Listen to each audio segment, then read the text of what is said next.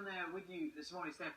I mean, you really are seeing at the sharp end. This is where stuff arrives and stuff gets exported. Yeah, good morning, Charlie. Morning, everybody. Yeah, you can see behind me one of the container ships which arrived here in the early hours this morning, about the time we got here, actually. And that ship has brought in a load of stuff from the Baltic, so it's everything from furniture, timber, paper, you name it. And then, of course, after that, the ship, once it's empty, will be loaded with a load of other containers with things that we've manufactured around the UK going off to all over the world. And we're talking about global trade today because it is a big issue, as Naga said. There's a big meeting happening in America where they'll be looking at what impact it's had on economies around the world. And I've got some guests here who we can talk to about it. We've got David here, who is the boss of PD Ports, which owns and operates this one. David, how important is global trade here for Middlesbrough? It's hugely important for Middlesbrough and the wider area, not just Teesside and the north of the UK. This port handles around about 36 million tonnes a year. Products of all shapes and sizes. We're the home of the largest chemical sector here in the UK. We have the energy sector here. Oil comes ashore here from the North Sea pipeline. And the business behind us is now the second largest container port in the north of England. So huge investments in the area. Thousands of jobs have been created, not just recently, but over the last 10 years.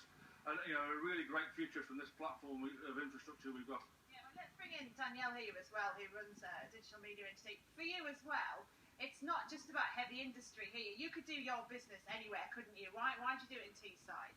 I think we do it in Teesside because there's so many good skills in Teesside. I'm originally from the area and I also studied at the university.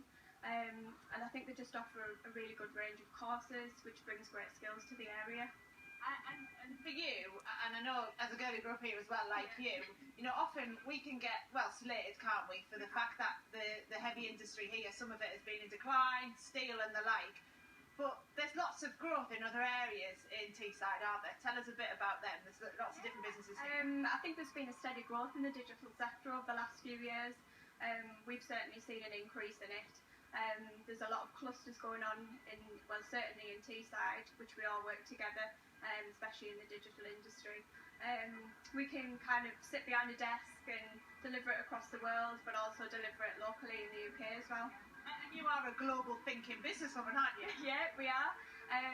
We work across the whole of the globe, as far as Australia, Africa, and we're currently working in the US and trying to break into that market a bit more.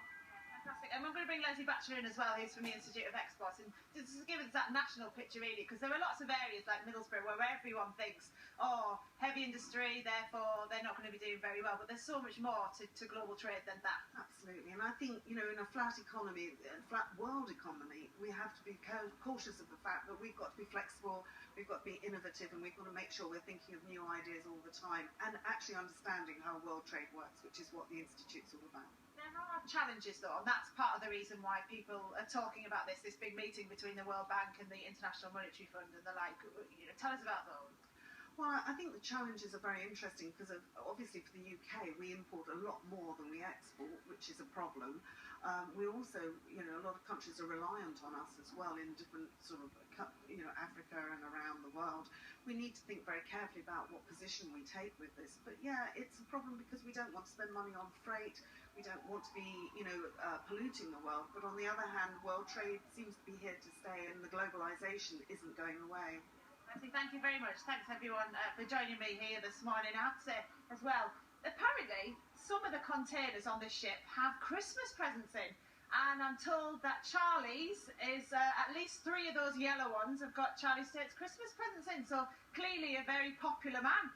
They'll be coming off the ship shortly and being sent off around the country. But that's it from me here this morning in my hometown of Borough, and I'm so glad the sun is shining because doesn't it look gorgeous? It looks absolutely stunning. And Steph, those 3 boxes, that's just the first of many tranches of deliveries. You know how popular Charlie is and how much he demands, how long his Christmas list is. Do you remember? Thank you very much, Steph. Do you remember that scene at the end of